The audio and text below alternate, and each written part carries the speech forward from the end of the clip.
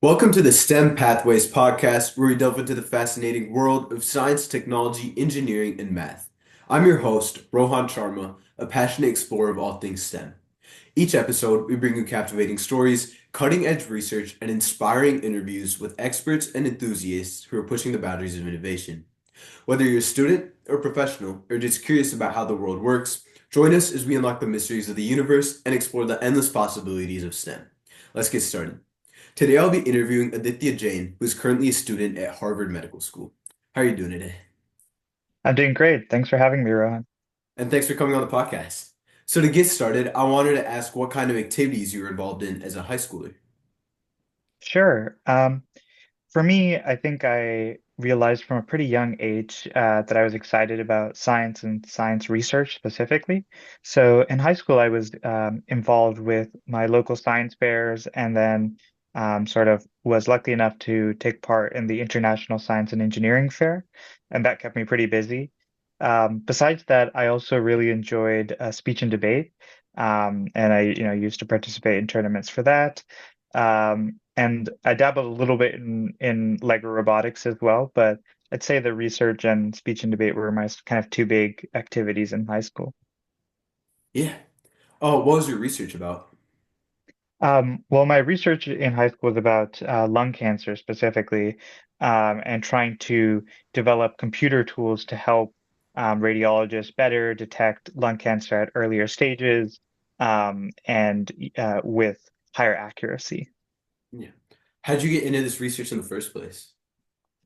Well, for me, I sort of became interested in the lungs at an early age because my grandma, she as I was growing up, she unfortunately fell ill a few times with pneumonia, and I was just very interested in how the lungs kind of function in the human body. I think they're very complex and interesting organ system. And from there, I began to learn about this problem of lung cancer when one of our family friends passed away from lung cancer.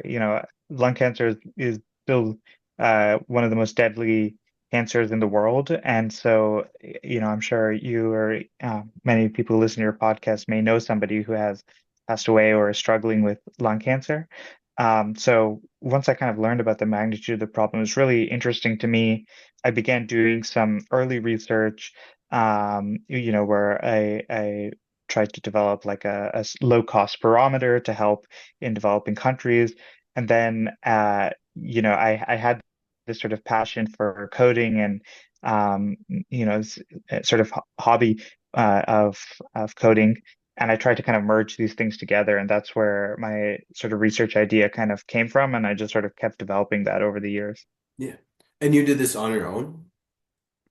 Yeah, I mean, it's definitely difficult as a student to do independent research, but I was, fortunate in that uh, since my research interest was in like computational work, a lot of it I could just do at home, on my computer.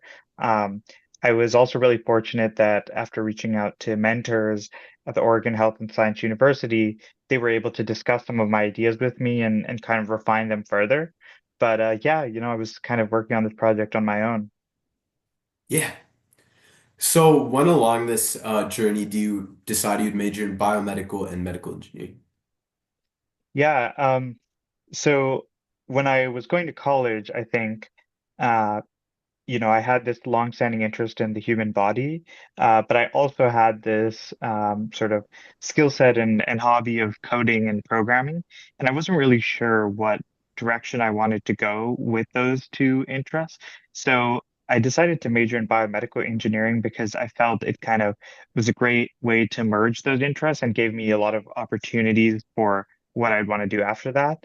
And then, in college is kind of when I really learned more and discovered the field of medicine and why I was so excited about it. And that kind of allowed me to still leverage my skills and what I learned in biomedical engineering as well. Yeah. So while you're at Boston University, what sort of activities and research were you involved with? Yeah, in terms of research first, I was involved with a project by Dr. Hadi Tinia's lab on this same topic of lung cancer, except in this research, we were trying to incorporate biomechanical data into lung cancer imaging to improve AI models to kind of predict the progression of a tumor over time. To kind of simplify that a little bit, like every sort of structure, every physical structure, there are forces that are being applied onto it as a result of like gravity or its relationship with other objects. So the same thing is happening in the lungs. And what we kind of found interestingly in research was the effect of a force like gravity on your lungs can alter the tissue and make it more or less likely for a tumor to develop at a certain location. So we, using physics models, created kind of personalized biophysical models of each person's lungs stress models. And we then used that data in addition to the actual lung imaging as a way to give the AI more information and more data to reason over and see if that would improve its ability to predict, where a cancer would develop or its progression over time. So that was kind of like the main research that I was involved in undergrad. I had a few other projects. One that I'm kind of most excited about happened towards the end of my undergrad in my senior year. That was it was with my younger brother, Rishabh Jain, which is part of why I enjoyed it so much. Was But we were sort of working on improving codon optimization, again using AI, and that was really it became really important when the pandemic happened. So I think that that was like a really exciting research project. Besides that, activities at BU, I was involved with a lot of different things, uh, you know, not typical for what would people usually think of for a biomedical engineer. I was really involved with our student government. That was probably the main thing I did. I also did a little bit of acting with BU Stage Troupe, and I was working on some project for food equality and sustainability and trying to improve that at BU as well. Yeah. So, did you already know that you wanted to go ahead and get an MD, or do you decide that while you're at BU? Definitely while I was at BU, I had the idea of it beforehand from speaking with like my mentors at OHSU.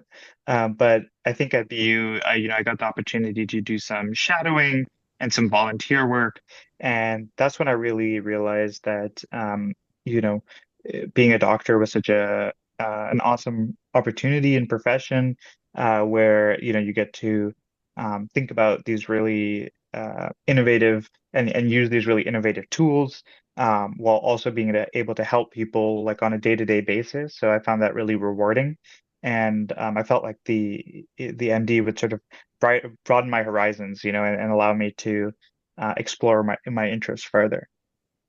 Yeah. So, what was the process like while applying to medical schools? Yeah, I mean, medical school applications it's a very competitive process, and it seems like it gets more competitive every year. Um, it required a lot of preparation. I think BU is a great school in that they had advisors who made it really easy for me to figure out, what courses I needed to take to complete the prerequisite requirements. Um, and so that kind of took a lot of planning. Besides that, then you have to take like the MCAT. So, spent like a summer working on that and taking that exam. And then, the actual application process, of course, is a lot of writing, a lot of editing, asking people for letters of recommendation. It starts in towards the end of your junior year, and then going into that senior year, doing interviews and things like that. So very time consuming. Definitely something that you want to plan ahead and think about. Yeah. So, obviously, Harvard Medical School is extremely well known and prestigious, but what made you want to go there? Yeah, I mean, for me personally, going to BU, I really enjoyed Boston as a city. I think Boston is this amazing hub of where biology and technology really comes together. many innovative startups, as well as established biotech companies. And I think that environment was something that I wanted to be a part of as going into the medical field. On top of that, I think what really makes Harvard Medical School such a great school is its relationship with the Massachusetts General Brigham, or MGB system.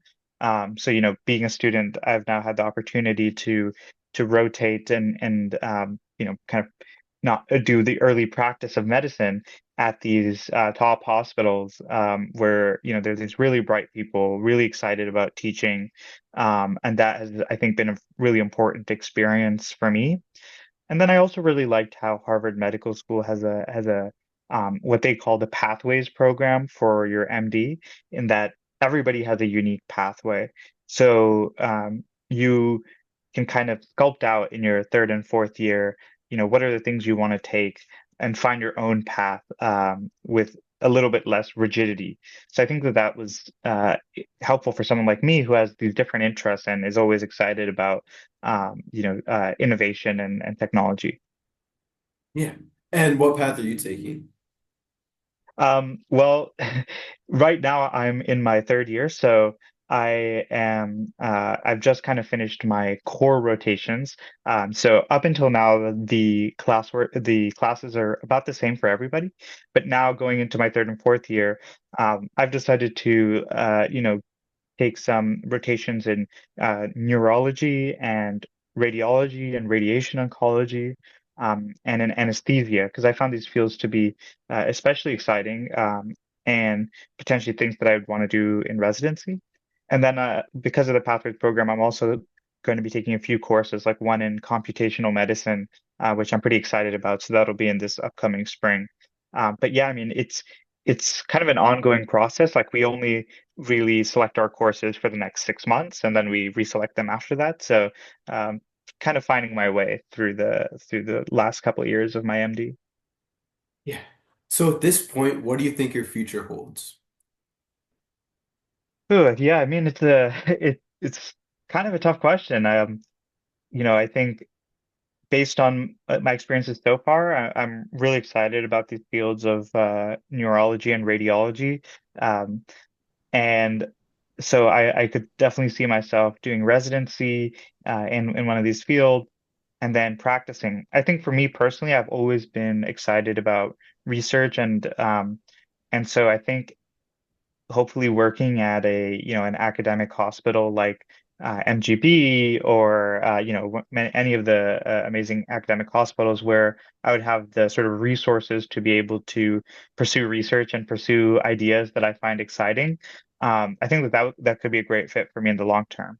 But I'm still kind of exploring what I want to do, and honestly, I think medicine is the field that's very ripe for change.